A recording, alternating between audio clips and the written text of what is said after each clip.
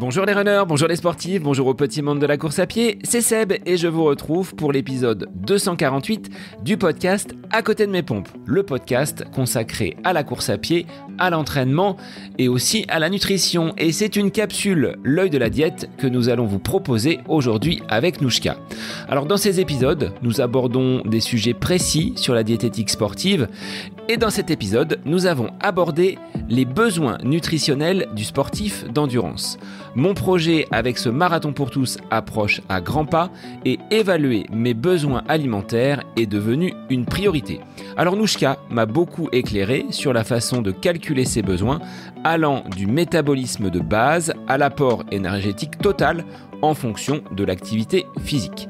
Nous avons également discuté des facteurs qui influencent ce métabolisme et comment les différents types d'entraînement peuvent modifier nos besoins caloriques. Eh bien, ce sont toutes ces questions auxquelles nous allons répondre dans cette capsule L'œil de la diète qui, comme vous le savez, est un format d'épisode clair, court et concis dans lequel nous vous apportons des réponses à des questions concrètes sur la nutrition en lien avec notre activité physique. Pour rappel, ces formats d'épisodes consacrés à l'alimentation et à la nutrition sont réalisés en partenariat avec Happy Run qui accompagne le podcast. Happy Run, ce sont des produits de diététique sportive à base de miel et qui plus est, made in France. Je vous laisse donc profiter des conseils avisés de Nouchka. Évaluer les besoins nutritionnels du sportif d'endurance, c'est le nouvel épisode du podcast À côté de mes pompes, pour lequel je vous souhaite une très belle écoute. Bonjour Nouchka, on se retrouve pour cette capsule L'œil de la diète où nous allons parler des besoins nutritionnels du sportif d'endurance. Je me lance dans un projet, comme tu le sais, qui va être une première, à savoir ce marathon pour tous au mois d'août prochain et je suis un petit peu dans l'embarras pour évaluer justement mes besoins nutritionnels. Donc je vais servir de cobaye à travers cette capsule. L'objectif est de faire quelque chose de bien plus global pour que tout le monde puisse se reconnaître. Salut Seb, je suis contente de te retrouver et puis j'espère de t'aider peut-être dans ce bel objectif. Alors sur le plan du métabolisme, on le sait, quand on pratique la course à pied et les sports d'endurance, on a besoin de carburant, mais comment on va pouvoir évaluer ces besoins alimentaires ? Moi, je remarque que quand je réalise des entraînements, derrière, j'ai quand même un petit peu plus faim, plus de besoins. Est-ce que ça se vérifie sur le plan scientifique, sur le plan des apports pour notre corps et pour qu'il puisse continuer à fonctionner de façon optimale ? Oui, bien sûr, quand on parle de la dépense énergétique journalière globale, ça englobe bien sûr le métabolisme de base qui correspond à l'énergie en fait qu'il faudrait pour faire fonctionner notre organisme au repos sans rien faire, si on restait couché toute la journée en fait, tout simplement. Le métabolisme de base, il va varier en fonction de plusieurs facteurs. Notre âge, en gros, plus on va vieillir, plus il va diminuer. Notre poids et notre taille, plus on va être grand et lourd, plus il va être élevé.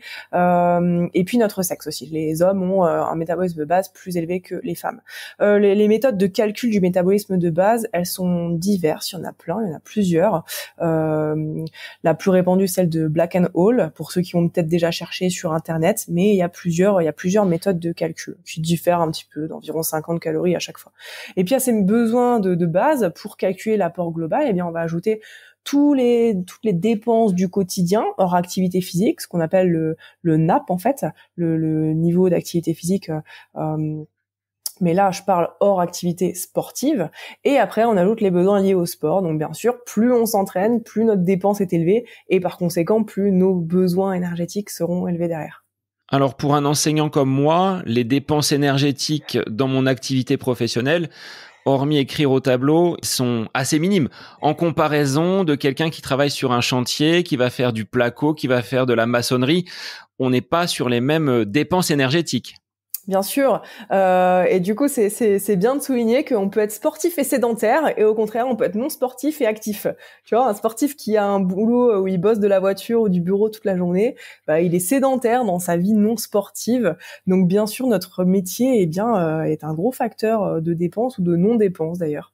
Alors je tiens à préciser que je suis debout sur toutes mes heures de cours et ça m'arrive même quand les élèves sont en évaluation de faire quelques petits exercices de proprioception d'un pied sur l'autre. Ça, ils ne le voient pas, mais je suis pas totalement inactif quand même en classe. Ok, c'est bien de le souligner.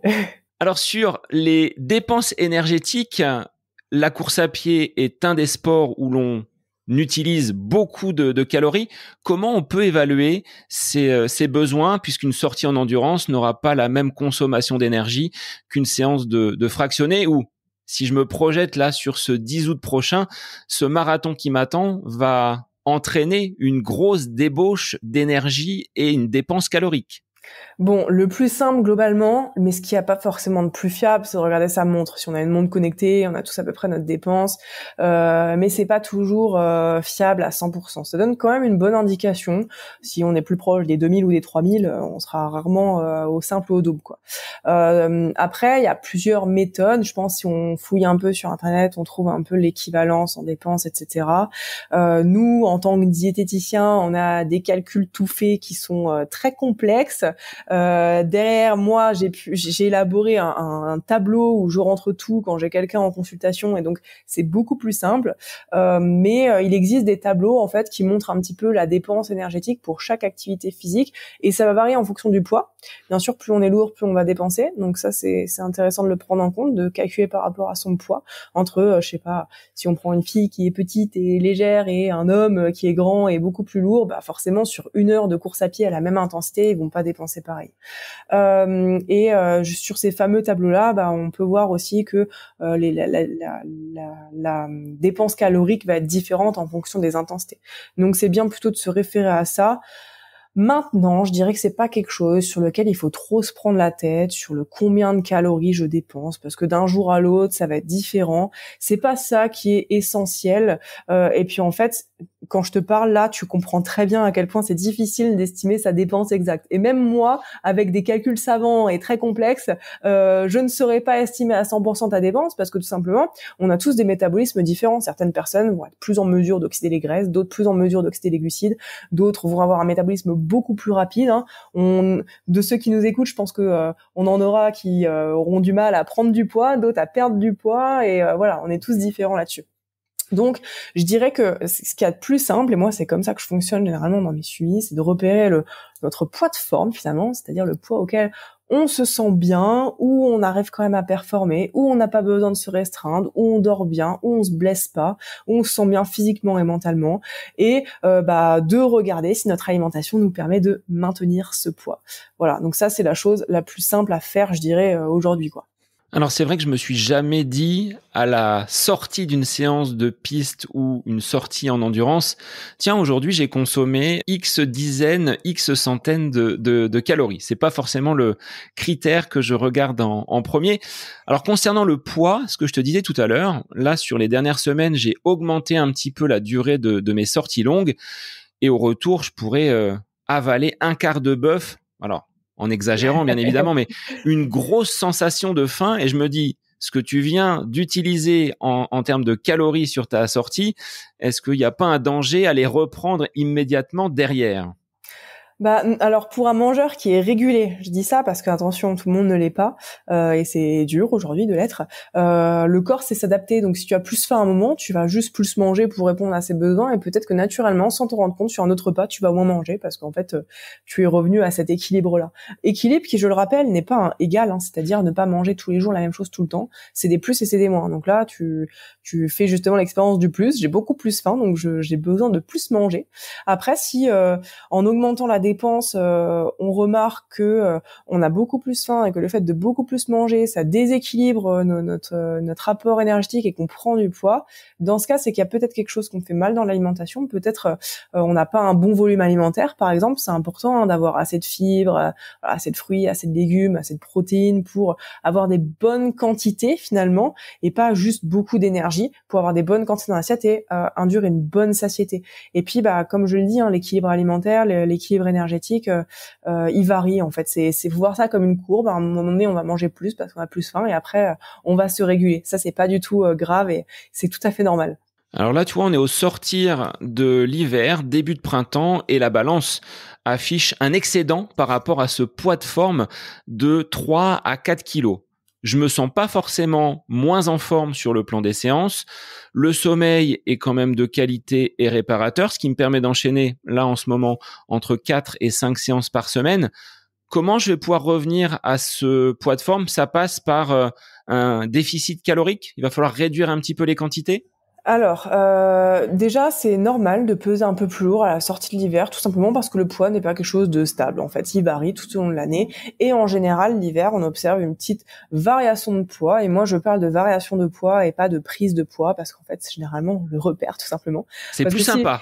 Tu as une variation de poids. Je pense que si tous les ans, les 3 kilos que tu prends, tu les gardais, tu n'aurais pas ce discours-là avec moi aujourd'hui, ok? Tu ferais peut-être tes séances un peu plus difficilement. Mais en général, on le repère et en fait, le poids de forme, il varie et surtout, il faut faire la différence entre le poids de forme et le poids performance qui, en fait, ton poids performance, qui est peut-être 3-4 kilos plus bas. Poids performance, en gros, c'est le poids auquel tu es le plus performant, finalement. Et forcément, ce poids performance-là, tu ne peux pas le maintenir toute l'année. C'est pas possible. Parce que derrière, ça voudrait dire que tu as moins de réserves énergétiques et peut-être que sur le long terme, tu devras te restreindre pour le maintenir. Donc, comment faire sans trop se prendre la tête? Eh bien, je pense que dans le cadre de ta préparation, tu vas peut-être augmenter un peu la charge, le volume, l'intensité. Et finalement, en fait, que naturellement, tu vas augmenter ta dépense énergétique et que tu vas voir que ça va se réguler tout seul. Parce qu'il faut pas oublier aussi qu'il y a certaines séances où toi, t'as l'impression d'avoir très faim après certaines séances. Si ça se trouve, après d'autres, t'auras moins faim parce que très intense, ça coupe la faim, etc. Donc parfois, c'est même dur de couvrir les besoins quand on a une dépense qui s'élève. En fait, parfois, on n'arrive pas à les combler, ces besoins. Donc, en général, ça se fait tout seul. Après, j'ai envie de dire, ne pas hésiter à se faire accompagner pour être sûr de faire bien les choses. Et puis, si besoin il y a, bien sûr, de mettre en place un petit déficit calorique, mais pas de le faire n'importe comment. C'est pas je m'arrête de manger ou alors je supprime tous les trucs caloriques. C'est non, je mets un petit déficit de 10-15% en place pour pouvoir perdre tranquillement en maintenant un bon apport en protéines et en glucides pour avoir l'énergie et puis pas perdre en masse musculaire, quoi. Ça, c'est hyper important de pas faire la chose n'importe comment parce que c'est là en fait où on n'a plus d'énergie et où en fait on n'arrive plus à tenir les séances et où tout part en vrille, quoi. C'était justement cette question. Est-ce que avant le début vraiment de la préparation, on est sur une préparation de 12 semaines, est-ce que je dois revenir à ce poids sensiblement de forme avant d'attaquer la préparation ou est-ce que ça va se faire naturellement avec une augmentation, comme tu l'as dit, de la charge d'entraînement avec des sorties beaucoup plus longues et finalement un engagement? Parce que je trouve que quand je suis dans un plan, je vais avoir une alimentation qui va peut-être être plus structurée, plus équilibrée. Alors non pas qu'elle ne le soit pas plus rigoureux, je pense. Plus rigoureux, exactement. Ouais. C'est le terme. Je me dis, tu fais quelque chose de sérieux, donc il va falloir derrière mettre en place les éléments, que ce soit le sommeil, l'hydratation et l'alimentation, bien évidemment.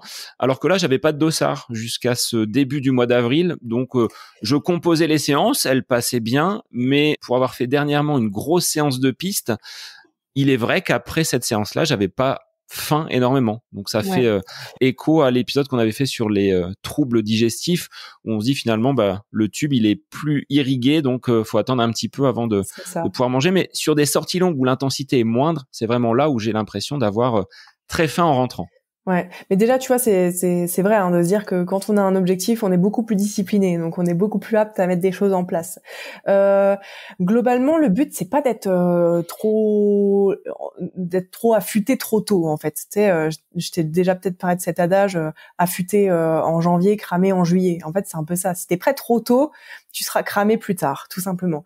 L'objectif, c'est peut-être d'atteindre le poids auquel tu souhaites être le jour de la compétition, un mois et demi avant. Globalement, c'est un bon ratio. Attention, que tu souhaites, ça veut pas dire auquel t'es bien. Je dis ça pour les gens qui nous écoutent, parce que souvent, on se fait peut-être une idée qu'il faut perdre à tout prix 5-6 kilos, mais il faut se poser la question de est-ce qu'avec ces 5-6 kilos en moins, je serai vraiment à mon poids où je me sens bien et en forme. Donc ça, c'est vraiment quelque chose sur lequel il faut se questionner.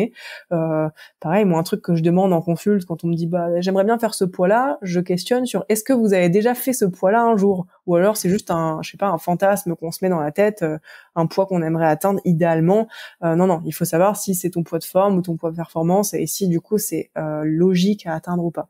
Et puis si on voit qu'on a plus de difficultés, c'est peut-être d'identifier dans l'assiette ce qui pêche. Voilà, ça peut être intéressant peut-être de noter. Moi je fais noter des fois un peu à mes athlètes ce qu'ils mangent sur une semaine pour pas trop se prendre la tête plus longtemps, mais ça permet de se rendre compte oui, OK, peut-être que là en fait il y a trop de matière grasse, il y a trop de glucides, il y a peut-être pas assez de fruits, de légumes. Donc peut-être mentaliser ça, essayer de se dire bon, qu'est-ce qui me manque dans mon assiette ou qu'est-ce qui est en trop peut-être si jamais le poids ne bouge pas comme j'aimerais, quoi.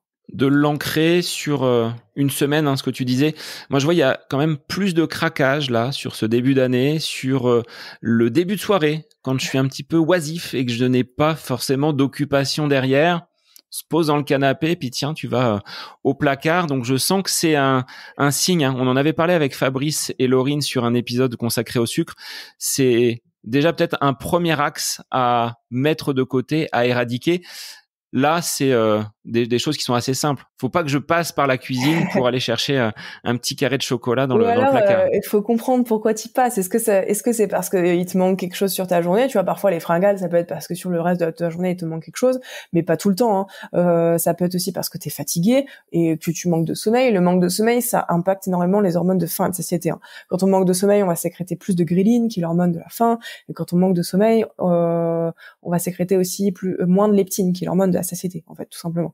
Donc ça joue sur les hormones de la faim et de la satiété, donc on a plus faim. Le stress aussi joue énormément, hein. Quand on est stressé, c'est réconfortant d'avoir du sucré. Donc en fait, il faut c'est un package à optimiser ensemble. En fait, il faut arriver à tout optimiser pour savoir qu'est-ce qui pêche, et en fait tout est généralement interconnecté. Donc voilà. Et puis parfois c'est difficile de juste se dire bon je ne prends pas ce morceau de chocolat, parce que parfois on n'y arrive pas, c'est plus fort que nous. Donc c'est s'interroger un peu sur pourquoi j'en ai besoin, et puis parfois juste se décompresser et en fait l'accepter, quoi. Je veux dire, c'est pas grave, hein, on a le droit aussi, si tout le reste de l'alimentation est bien et qu'on arrive à maintenir ce fameux poids là, c'est autorisé, c'est pas interdit, c'est pas mauvais, c'est toujours une question de quantité de toute façon. Donc je pense que si ça permet d'être bien et de se sentir bien avec soi-même, il y a pas de problème, quoi. Mais je te rejoins sur le côté sommeil, le côté stress. Le début d'année 2024 a été relativement dense, ce qui m'a conduit sur ces vacances de février à prendre la décision de ralentir la publication des épisodes, de me recentrer sur des choses qui sont peut-être un petit peu plus fondamentales et prioritaires. Donc les épisodes sont peut-être moins nombreux, mais ça me permet d'avoir plus de temps pour faire autre chose et donc d'avoir un sommeil qui soit également plus qualitatif. Ce que j'avais constaté sur l'été dernier, en 2023, où avec 2 mois vraiment de sommeil vraiment bien calibré, suite à un épisode enregistré avec Rémi Urdiel, j'avais vu que le sommeil était quand même un élément de récupération très très très important, et le poids avait drastiquement baissé pour me conduire sur cet automne 2023 à de belles performances. Donc il y a un lien, comme tu le disais, c'est multifactoriel. Tu sais, je pense que si le sommeil était un produit dopant, ce serait le produit dopant le plus consommé au monde. Parce qu'en fait, c'est celui qui est le plus fort, en fait. Enfin, c'est le sommeil, le pouvoir du sommeil est incroyable. Et sur la pyramide de la récupération, bien avant la nutrition et l'hydratation, je place le sommeil, tout simplement. Donc c'est clair et net. Je dirais que c'est la première chose à optimiser si on veut bien récupérer et se sentir bien à tous les plans, en fait. Cette préparation, ça va être une préparation de longue haleine. Ça aiguise en moi quelques interrogations, quelques peurs également.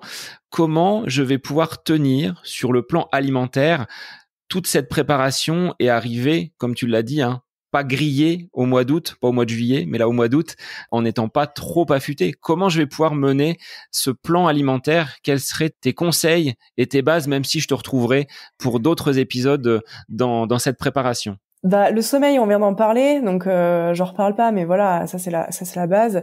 C'est aussi pour un sommeil que tu répares tes tissus, que tu resynthétises ton glycogène, etc. Donc c'est là où c'est important que ton système nerveux se rééquilibre également. Après, toi, faut que tu sois alerte un peu à tes sensations alimentaires, ta fatigue. Si tu sens qu'à un moment donné t'es plus fatigué, que tu récupères moins bien, voir si dans ton alimentation il y a pas quelque chose qui pêche. Et puis quelque chose aussi, parce que là on parle de l'alimentation globale, mais forcément la préparation de ce genre d'épreuve, ça demande des sorties un peu plus longues. Donc c'est ta nutrition à l'effort aussi qu'il va falloir travailler, parce que en fait, si derrière tu n'optimises pas ta récupération à l'effort, tu tapes en fait dans tes réserves. Derrière, tu récupères aussi moins facilement parce que tu as des besoins de reconstruction du glycogène musculaire, etc., qui sont plus importantes. Et donc sur le long terme, progressivement, tu vas récupérer moins vite et puis peut-être être plus fatigué. Donc c'est vraiment cette nutrition à l'effort aussi sur laquelle il va falloir que tu travailles pour ne pas aller taper dans tes réserves tout simplement, et puis pouvoir garder la pêche, quoi. Alors, je m'en suis rendu compte sur une sortie longue un dimanche où je suis parti un petit peu en slip, c'est-à-dire que j'avais pas grand-chose dans la besace. Je sais même pas si j'avais pris de l'eau. Non, mais j'ai vraiment fait là le touriste, le touriste qui part en sortie longue, et je l'ai payé sur les 2-3 jours qui ont suivi parce que j'ai eu énormément de mal donc à avancer sur les sorties suivantes. Désormais, je pars avec suffisamment d'hydratation et je fais mes petites pauses ravito, donc les petits sticks Happy Run dans la poche, et ça repart comme en 40, et je sens le lendemain ou le surlendemain de bien meilleures sensations. Donc même après une vingtaine d'années de pratique, j'apprends encore, parce que là, je pars dans l'inconnu, hein. Le côté marathon, c'est pas quelque chose que je maîtrise, donc je viens vraiment sur des œufs à tâtons pour avancer et essayer de remplir ce défi.